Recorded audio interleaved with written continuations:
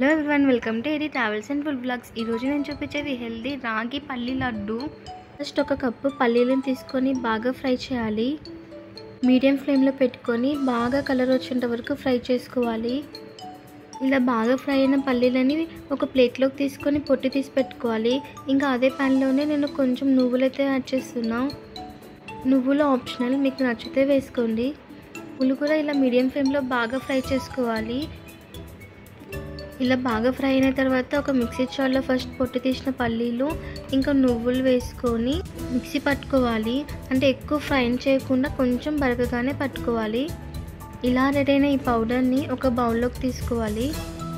మొత్తం ఒక బౌల్లోకి తీసుకున్న తర్వాత మళ్ళీ అదే ప్యాన్లో కొంచెం గీ యాడ్ చేసుకొని మనకు కావాల్సిన డ్రై ఫ్రూట్స్ వేసుకోవాలి. ఇలా బాగా ఫ్రై చేసుకొని ఒక ప్లేట్లోకి అయితే తీసుకోవాలి. ఇప్పుడు అదే ప్యాన్లో ఒక 1.5 కప్ రాగి పిండి అయితే యాడ్ చేస్తున్నాం. రాగి పిండిని కూడా బాగా ఫ్రై చేయాలి సిమ్లో పెట్టుకొని. రాగి పిండి నెయ్యిలో బాగా ఫ్రై అయిన తర్వాత ఒక కప్ పచ్చి కొబ్బరి తురుము వేసుకుంటున్నా.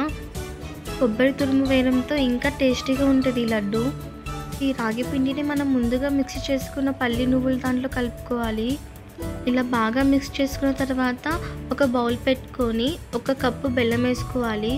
దాంట్లోనే ఒక 1/2 గ్లాస్ వాటర్ వేసుకోవాలి. బెల్లం బాగా కరిగిపోయి లైట్ తీగ పాకం అయితే రావాలి.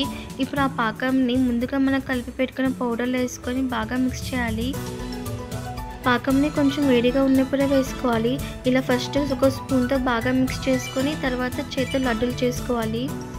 ఇలా మనం చేసుకునే ఈ లడ్డూలు అయితే చాలా హెల్తీ అండ్ ఇంట్లో పిల్లలకి ఈవినింగ్ టైం స్నాక్స్ లాగా ఈ లడ్డూలు పెట్టొచ్చు. లడ్డు చాలా హెల్తీ, ఎందుకంటే ఇందులో మనం రాగి పిండి నువ్వులు ఇంకా బెల్లం యాడ్ చేస్తాం కదా. సో డైలీ ఒకటి తింటే మనకి ఏ హెల్త్ ఇష్యూస్ ఉండవు. ఇంకా ఇలా రెడీ అయిన లడ్డూని ఒక 8 బాక్స్లో వేసుకొని స్టోర్ చేసుకోవాలి. And please subscribe to my channel.